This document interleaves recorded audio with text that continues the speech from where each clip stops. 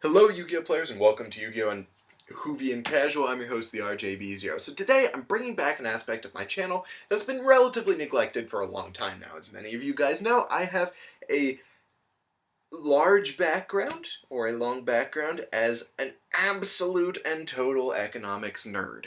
I spent about the first year of college totally engrossed in economic studies because I just think it's the coolest stuff in the world. And any economist in the world will tell you that economics is the most important subject in school because you can apply it to absolutely everything. So what I'm going to be doing this month and in the future is applying it to Yu-Gi-Oh! Now, horridly boring as that seems, there are actually a lot of really cool pieces of game theory that come along with economics and its application to Yu-Gi-Oh! And these are things that can improve your market standings, making sure you get the most monetary value out of your cards, including if you'd like to make an actual profit off of your cards. That's one thing that these subjects can help you to do.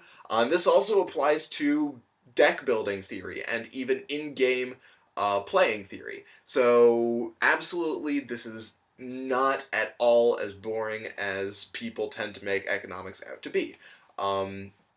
So first off, in this video, I'm going to be bringing you guys a quick preview of a couple of the video series that I'm going to be bringing you guys, which is a bunch of Yu-Gi-Oh! Economic analysis of pieces of theory in the game, and how to make sure that you make sure that you get the most monetary value out of your cards and the most play value out of your cards. And the second thing I'm going to do is introduce you guys or review a set of 3 economic concepts that are very basic to understanding Yu-Gi-Oh! Economics and are actually really important to getting the most value out of the game possible. I'm going to be using the word value a lot because it's the most well-used and important word to the world of economics. So let's go down to those previews. First of all, the first video series I'm bringing you guys has to do with 12 basic concepts.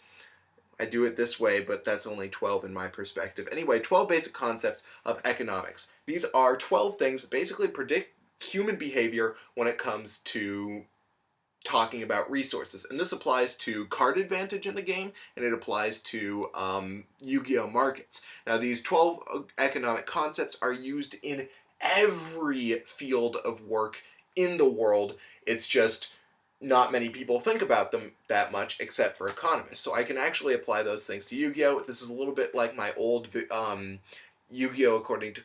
Common Sense According to Yu-Gi-Oh! Video series. So that's a really cool one that I actually have ready to go and I can actually start this week. The other one is a little bit more complex for me to figure out before I can actually get to giving you guys the video. And that subject is using economic theory to improve your in-game Yu-Gi-Oh! Theory. So when you're actually in a duel, how economics and understanding how people use resources can improve your game of Yu-Gi-Oh! That's really complicated because it uses 2 very complex subjects, economics, which is wildly subtle and nuanced, and then Yu-Gi-Oh!, which at times is like the most unpredictable thing in the world, and combining them is a little bit like herding rabid cats. Anyway, so those are 2 video series that you guys can expect to see from me in the near future. And why don't I get down to those economic concepts that I promised you guys in the beginning of the video. Now, one of the ones that is most ignored, even by the economics nerds in Yu-Gi-Oh!, and I know that you guys are out there somewhere, which is the concept of utility. Now, utility is the most absolutely an arbitrary and made-up idea in all of economics, but it's also one of the most nice and philosophical and sometimes really helpful concepts in economics, and it applies to Yu-Gi-Oh! As well. Utility is the concept that you get value out of something by using it. Something has monetary value to you because you get something out of using it. When you buy a banana, you lose money, but you get the benefit of eating that banana and getting the potassium and the calories, etc., and having it taste awesome because bananas are good. Doctor Who quotes. Anyway, so even though you're technically losing money on buying that banana, you're actually getting a better deal out of having that banana than not having that banana and having that money, depending on the price, of course, and that actually applies to Yu-Gi-Oh! So if you get a card in Yu-Gi-Oh! And you use it for a while, if you play games with it, especially if you top tournaments with it, then you sell it off for the same price that you got it, you're actually making a profit out of that card, an economic profit, not necessarily an accounting profit, and this is where accounting falls short of economics, but you're gaining a profit out of using that card and then selling it for the same price. So that's actually one way that you can gain a profit out of using a card. You don't gain a monetary profit, but using that card and then selling it off for the same price, you have gained a utility profit. And depending on what your utility for the card is, you can actually gain a utility profit out of a card even if you sell it for less than you bought it for. For instance, I have a play set of Secret Rare Thunder Seahorses. I got each of them for about $15. They're now about $10, so I've lost monetary money on it. However, think about how much I've gotten out of those Thunder Seahorses. I've topped a regional, I've gone to nationals, I've been playing that deck for almost a year now, so I've gotten a ton of utility out of those cards, so paying $15 for that utility is actually a utility profit for me. So that's one of the concepts that's relatively ignored in the game of Yu-Gi-Oh! Another concept, and this is the most basic thing, everybody learns this at the very beginning of economics, and people who have never even heard of the field of economics know the concept of supply and demand. Now, we can actually see supply and demand at work in Yu-Gi-Oh! Everybody basically knows that the way supply and demand work is that if there's high supply and low demand, then prices are low, and if there's low supply and high demand, then prices are high, and somewhere in the middle, of course, you get somewhere in the middle. So we can actually see this at work in Yu-Gi-Oh! For instance, the Billy Break effect is one thing that is very easily explained through supply and demand.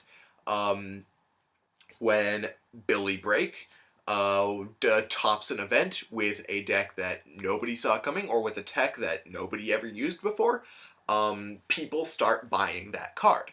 And that means that the copies of that card that are selling for a lower price sell out. And once you've sold out those cards, you're left with the higher priced versions of that card, or the higher priced listings of that card. So say he was using Abyss Squall, I believe is the card that summons all the mermails from your graveyard. Originally it was a $2 card, but everybody bought all the copies that were selling for $2, and it increased to $5 because at what was left over, the equilibrium price, where the same number of people were selling at that price as were buying, was $5. So that's how we can see supply and demand acting in the game of Yu-Gi-Oh! And it's an extremely important concept that will be usable and applicable to all of these videos that I give you guys. And it's the most basic idea in yuginomics, and I think that a lot of people already can work with that. Now, one of the slightly more complicated concepts when it comes to yuginomics is the concept of cross-price elasticity of demand. Now, this is an extremely, I almost said extredibly, an extremely complicated sounding concept that's actually really easy in actuality. It uses some complicated formulas when you actually want to determine a concrete cross-price elasticity of demand, but other than that, it's really easy. Now, the idea of cross-price elasticity of demand is the concept that as the price and demand for one thing changes, that influences the price and demand for another thing. So that means that as the demand for one card changes, the demand for cards related to that card also change. Now, there are two relationships that you can have in a cross-price elasticity of demand analysis, and those relationships are the relationship of a complement and the relationship of a substitute. A complement is a card that, as people have more demand for one card, then people have more demand for that card. An example is, for instance, when Fire Kings gained a lot of demand, Wolfbark gained even more demand, because Wolfbark is a complement to the Fire King and Fire Fist deck. If cards like Bear, if cards like Garunix, and all of the fire formations and stuff, if those go up in demand, so does the price for Wolfbark. And we can actually see that. Wolfbark was like $25 before, and now he's like $50. So cards can be complements And you can use the knowledge of what decks look like they're going to be good in the near future to determine which complements you should purchase. And that has a lot to do with whether a card has had any low rarity reprints, like Wolfbark hasn't, so it gains a lot of price and a lot of demand as demand for Fire Kings and Fire Fist go up. And these tend to be cards that create large combos with those decks that are gaining demand. But these are a lot of things that you can work around with yourself. I'm just giving you guys the basic concept to think about so that you can have more concrete understanding. The other relationship is the substitute relationship. And a substitute is the opposite of a complement. When demand for one card increases, the demand for its substitute decreases, and vice versa.